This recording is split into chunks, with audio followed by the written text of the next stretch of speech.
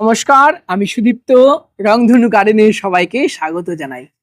এই যে গাছটা দেখছেন, এটা কি গ্রেপ ফ্রুটের গাছ। আপনারা ইতিমধ্যেই মাল্টা মুসম্বি কিংবা বিভিন্ন জাতের কমলা লেবুর সাথে খুবই পরিচিত হয়ে গেছেন। গ্রেপ ফ্রুটগুলোর সাথে হয়তো সেইভাবে আমরা এখনো পরিচিত হতে পারিনি। এই যে গ্রেপ ফ্রুটের গাছটা দেখছেন, এটা স্টার রুবি গ্রেপ ফ্রুট। তাহলে প্রথমে আপনাদেরকে বলবো অ্যাকচুয়ালি গ্রেপ ফ্রুটটা কি। গ্রেপ ফ্রুটটা ক্রস হাইব্রিডের মাধ্যমে তৈরি করা হয়েছিল বাতাবি এবং সুইট অরেঞ্জের মধ্যে।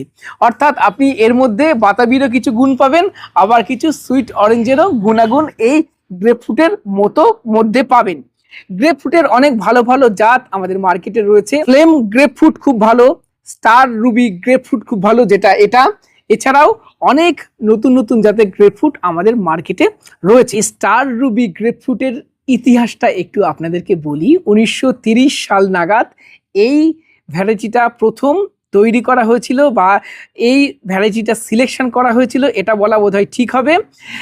1930 সাল নাগাদ আমেরিকার টেক্সাসে একটি গ্রেপফ্রুটের বাগান ছিল।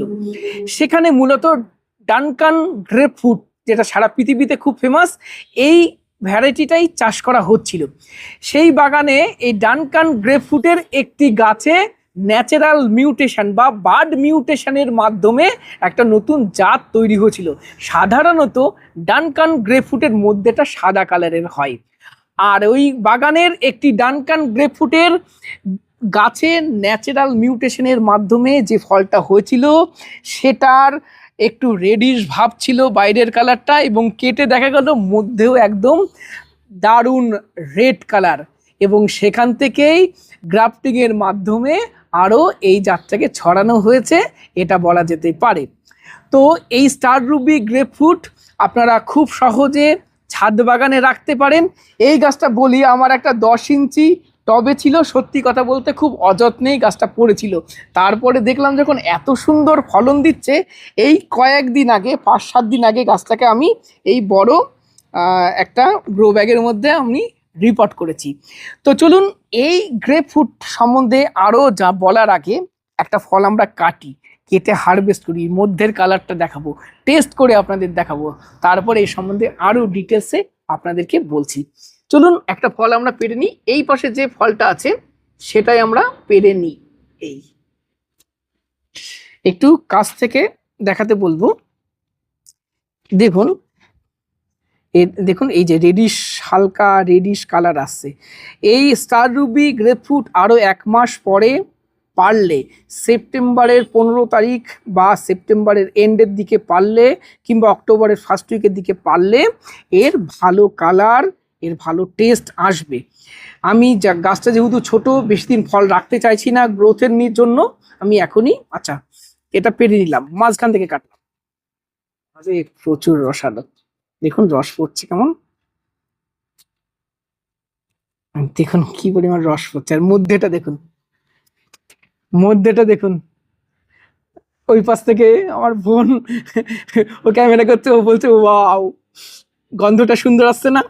গন্ধটাও সুন্দর আসছে, আর কালারটা কি দেখুন, কি চমৎকার।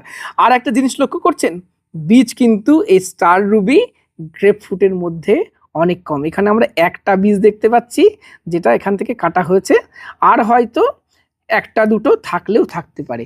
সিড অনেক কম থাকে এই স্টার রুবি গ্রেপফ্রুটের মধ্যে। এবার চলুন একটু টেস্ট করি।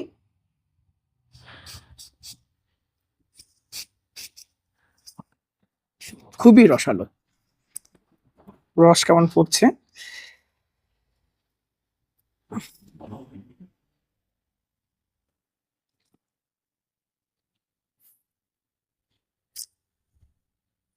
বলবো ফ্লেভারটা খুব সুন্দর, টক মিষ্টি ভাবটা আছে, যেটা কিন্তু প্রত্যেকটা গ্রেপফ্রুটের মধ্যে থাকে। গ্রেপফ্রুট কিন্তু কখনোই শুধু মিষ্টতার জন্য আপনি খাবেন না। গ্রেপফ্রুট অলওয়েজ টক মিষ্টি হবে এবং ফ্লেভার সুন্দর থাকবে, এবং গ্রেপফ্রুটের হেলথ বেনিফিট অনেক বেশি থাকে। আমরা ছোটবেলা থেকেই বাড়ির বড়রা আমাদেরকে বলে এই সময়গুলোতে বাতাবি লেবু বেশি খেতে হয়, বাতাবি লেবু খেলে জন্ডিস হবে না, কারণ এর মধ্যে প্রচুর নিউট্রিয়েন্ট থাকে। আমি আপনাদের বলবো বাতাবি লেবু খান, তার সাথে প্রত্যেকে বাড়িতে একটা করে গ্রেপ ফ্রুট লাগান। গ্রেপ ফ্রুটের মধ্যে ভিটামিন সি থেকে শুরু করে অন্যান্য নিউট্রিয়েন্ট প্রচুর পরিমাণে থাকে। বিদেশে কিন্তু প্রত্যেকেই, অস্ট্রেলিয়া বলুন, আমেরিকা বলুন, প্রত্যেকে গ্রেপ ফ্রুট নিয়মিত খায়। তো আমাদেরকেও এই ফলটা খেতে হবে আমাদের শরীর ভালো রাখতে গেলে। আর আমরা বর্তমানে রেড মালটা ভিতরে লাল হবে এরকম মালটার পিছনে প্রচুর ছুটছি, প্রচুর খুঁজছি, কিন্তু সাকসেস সেভাবে পাচ্ছি না।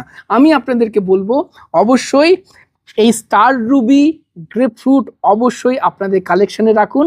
দারুণ জাত এবং এটা খেতেও খুব সুন্দর, টক মিষ্টি ব্যাপারটার মধ্যে রয়েছে এবং এটার বীজও অনেক কম এবং গাছটা দেখুন গ্রোথ কিন্তু ভালো হয় এবং প্রচুর ফল দেয়।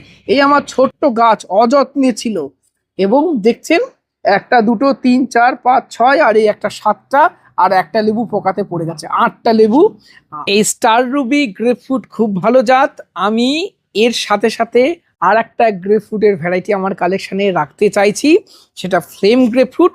অথেন্টিক গাছ পেলে আমিও ফ্লেম গ্রেপ ফ্রুটের চারা অবশ্যই সংগ্রহ করব। আর আপনারা নিশ্চয়ই জানতে চাইছেন আমার এই গাছটা কোন নার্সারি থেকে সংগ্রহ করেছিলাম। আপনারা কমেন্ট করুন, আমি অবশ্যই রিপ্লাই করব কোথা থেকে এই গাছটা আমি পারচেস করেছি। আপনারাও সেখান থেকে অবশ্যই পারচেস করতে পারেন, অথেন্টিক চারা পাবেন। তো দর্শক বন্ধুরা, আপনাদেরকে অবশ্যই বলবো ছাদ বাগানে একটা অবশ্যই গ্রেপ ফ্রুটের ভ্যারাইটি রাখবেন। আর স্টার রুবি গ্রেপ ফ্রুট অবশ্যই কালেকশানে রাখা যেতে পারে, এরকম একটি ভ্যারাইটি। মধ্যের কালারটা সুন্দর, খেতে ভালো, টক মিষ্টি, বীজ কম এবং ফলন প্রচুর হয় এই গ্রেপ ফ্রুটের ভ্যারাইটিতে। এবং অবশ্যই বাড়িতেও একটা লাগিয়ে রাখবেন, এর ফল খাবেন, নিজে খাবেন, ফ্যামিলির সবাই খাবে, হেলথ ভালো থাকবে এই স্টার রুবি গ্রেপ ফ্রুট। আজকের ভিডিও আপনাদের কেমন লাগলো কমেন্ট করে জানাবেন। ভিডিওটি ভালো লাগলে একটি লাইক করবেন, নতুন হলে চ্যানেলটি সাবস্ক্রাইব করে রংধনু গার্ডেনের সাথে থাকবেন। নমস্কার, সবাই খুব ভালো থাকবেন, সুস্থ থাকবেন।